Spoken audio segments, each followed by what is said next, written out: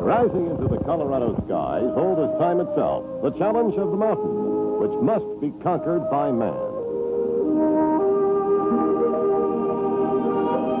From high up, the scenic panorama stretches away into the distance.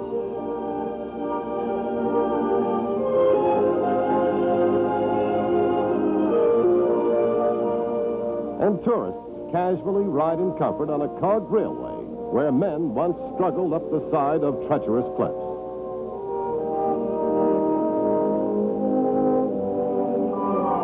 Rails that end in nothing, and close beside them a plaque honoring a man named Zebulon Pike, who gave the mountain his name, and commented that the mountain would probably always remain as a challenge to man.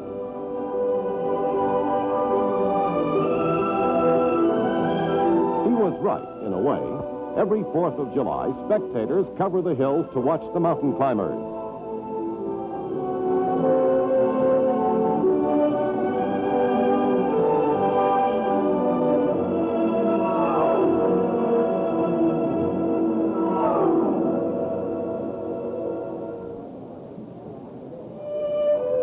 Modern-day mountain climbers who will scale the heights in racing cars. They will climb 12 and a half perilous miles over roads leading up from here in the annual Pikes Peak Race to the Clouds.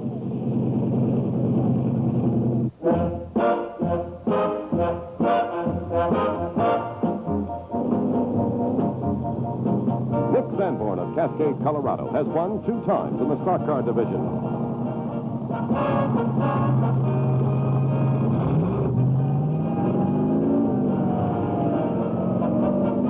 Now, in this golden anniversary year of the Pikes Peak hill climb, he again faces the 12 and a half miles of treacherous turns which range from elevations of 9,402 feet at the starting line to 14,110 feet at the finish.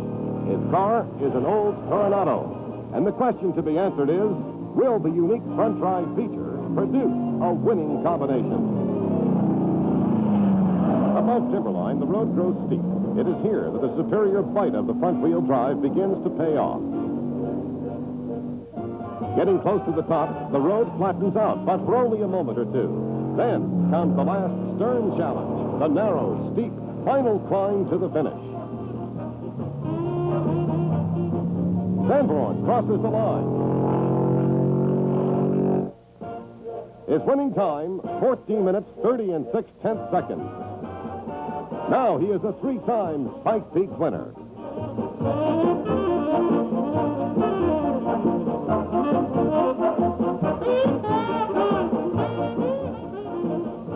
At the starting line, Smokey the Bear makes friends with the youngsters, but he's having a little trouble with one of them.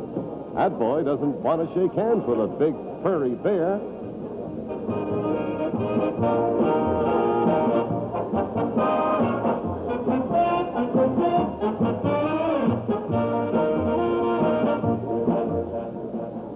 Here's one who has no fears, because the bear sounds surprisingly like a Pikes National Forest ranger. Well, okay, here goes. One by one, the cars climb into the clouds. Then it's Louis Unser's turn. He's been called the old man of the mountain. Since 1916, the first year of the Race to the Clouds, there has always been some member of the famous Unser racing family in contention. But Louis Unser has his own special reasons for making the climb. Well, I look at it this way. I could be wrong about this, but to me, that when you're driving a race car or you're doing something like this, you're just in another world. You're in the world all by yourself. And it's a question of whether you can master the car that you're driving or it just takes advantage of you. It's a challenge, I think.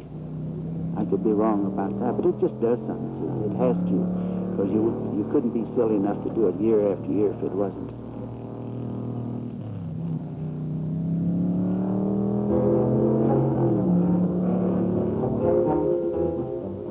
Back at the start line, Ack Miller points the way to the top.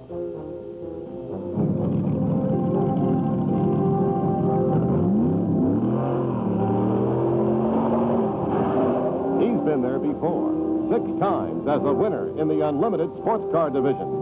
Events like the Bonneville Nationals, the Pan American Road Race, and the world-famous Mille Miglia all lie in Ack Miller's racing background. But at Pikes Peak, he has consistently found the secret of the winning combination.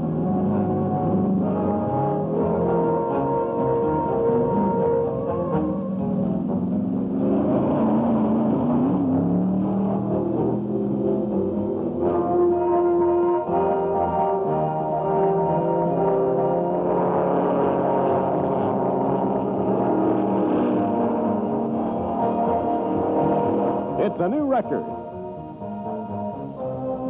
13 minutes, 53 and 6/10 seconds.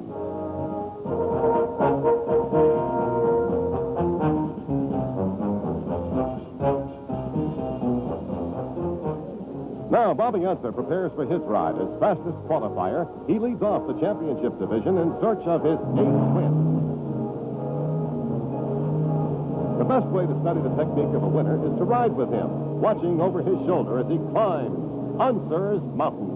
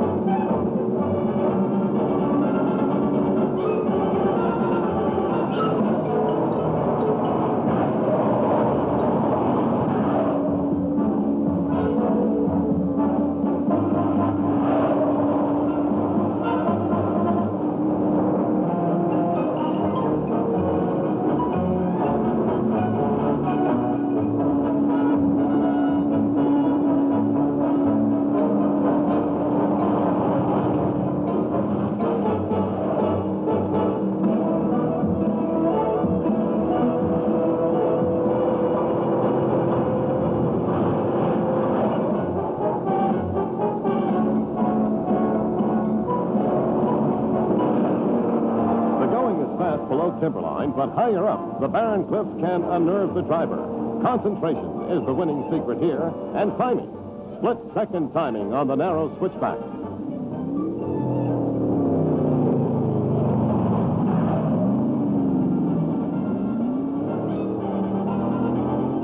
The records tumble. Bobby Unser wins the championship division of the Race to the Clouds.